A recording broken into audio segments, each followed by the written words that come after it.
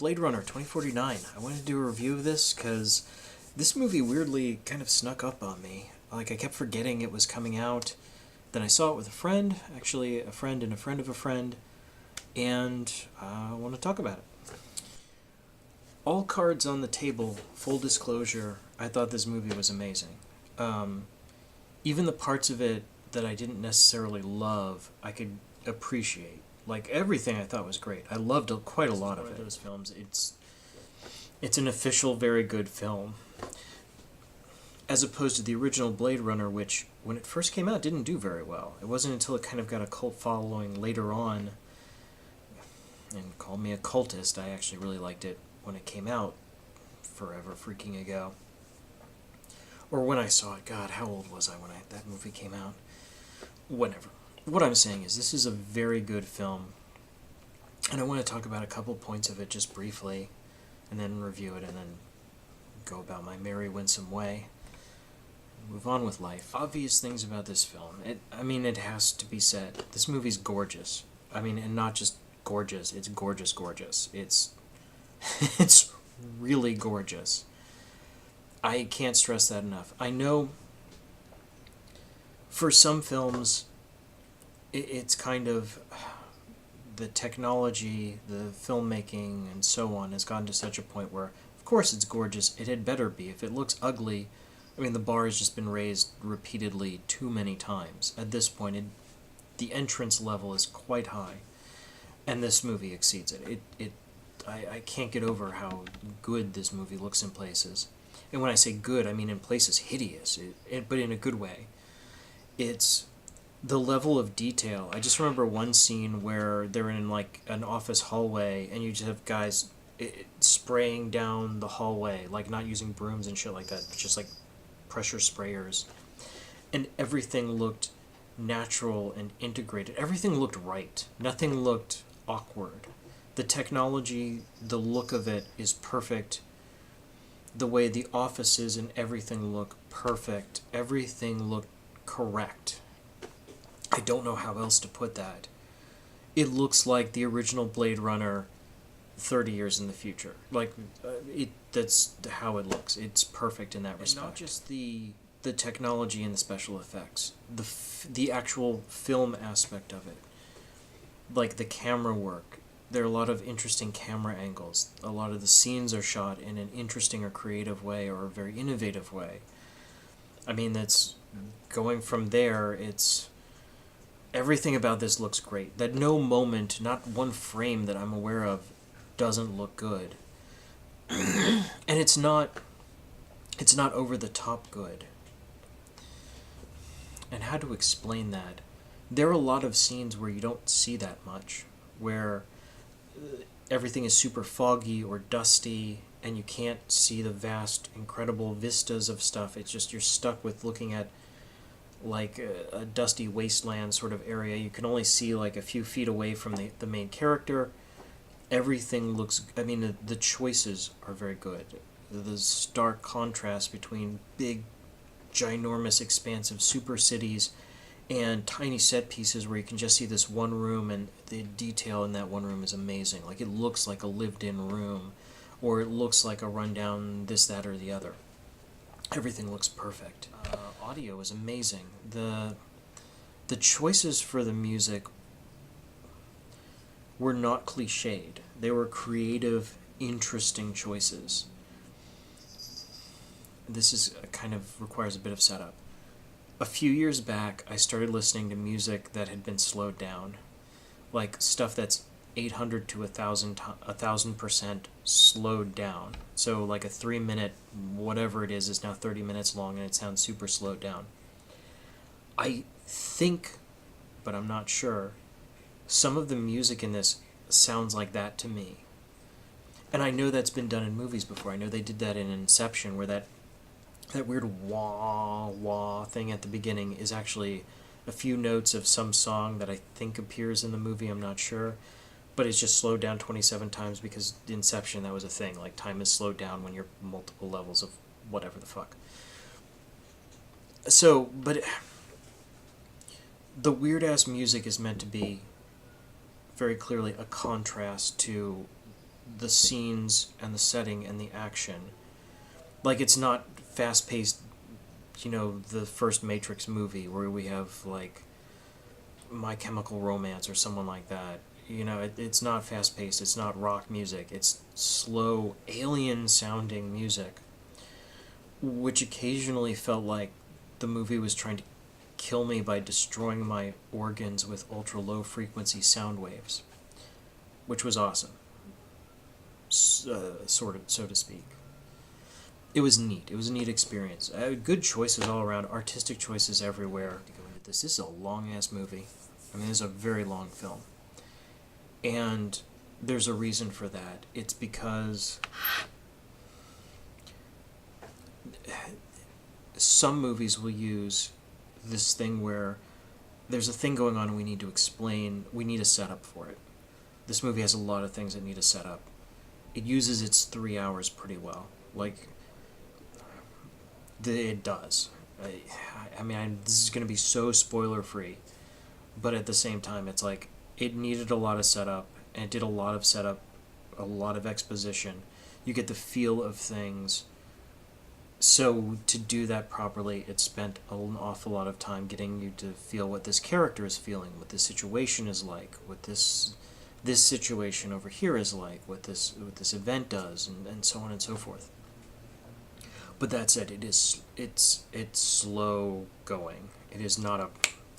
This is not a film that was going to end in a car chase and an explosion. Okay. I saw this film with 2 other people, so there were 3 of us. One of us burst out crying. I was fascinated, and the third person was like, "What was the point of this film?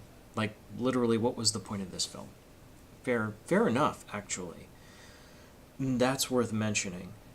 A typical film follows this sort of particular structure: 3 acts, an arc, which often gravitates it towards a specific, like, we got to get the MacGuffin, or we got to prevent this guy from destroying the world, or this girl has to hook up with that guy before he gets married, or whatever.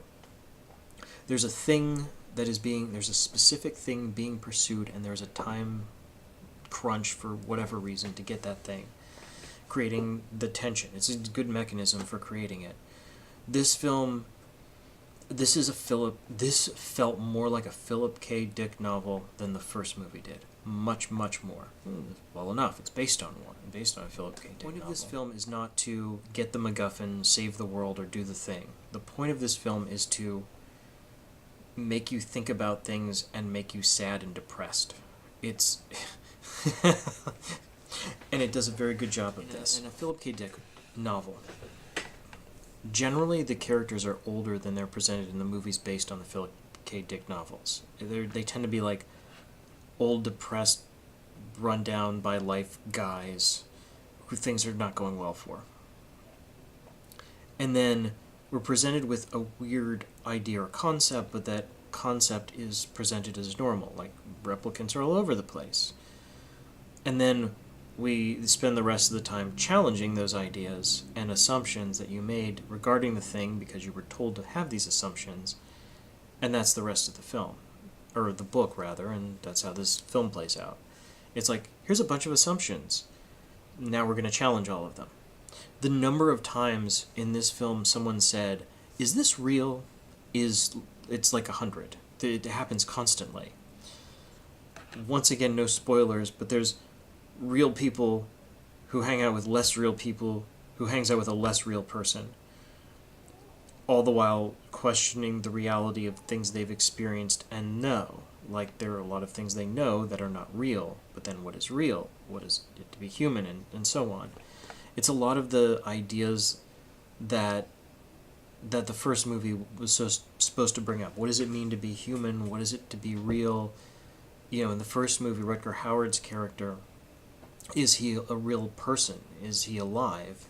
Does he have a soul? Does he matter? Does his life matter?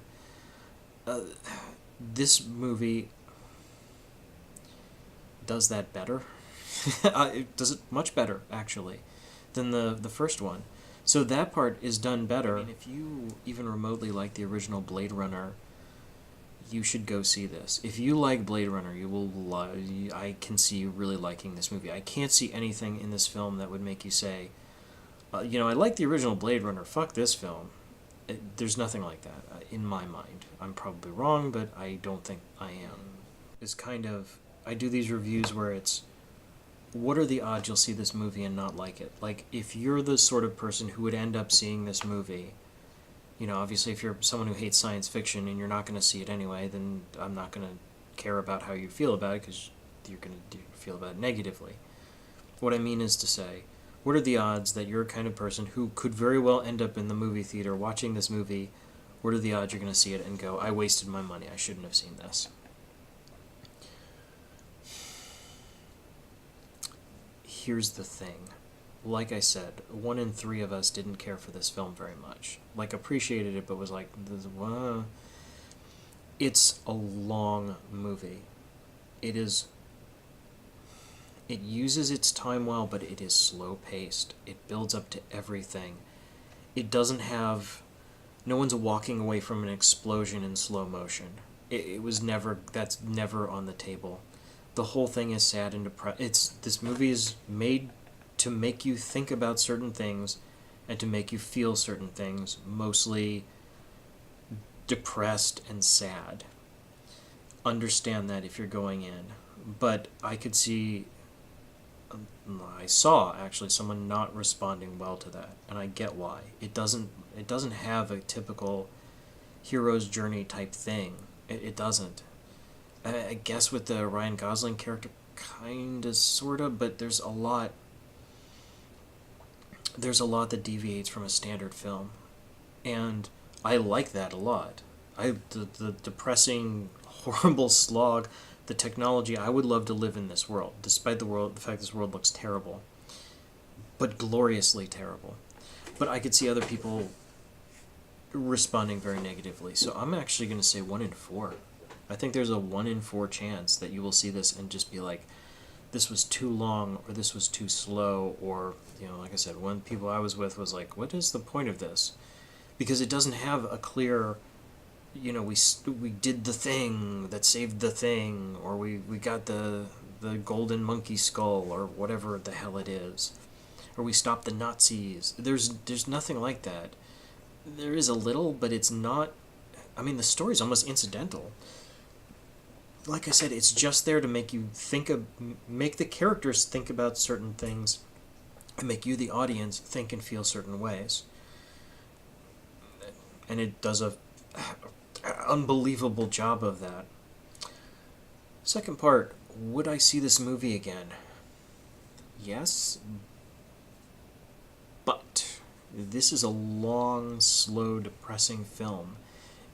I use as the extreme example Guardians of the Galaxy all the time. Like, after I had seen Guardians of the Galaxy, I was 100% ready as I was walking out to walk right back in and watch it again.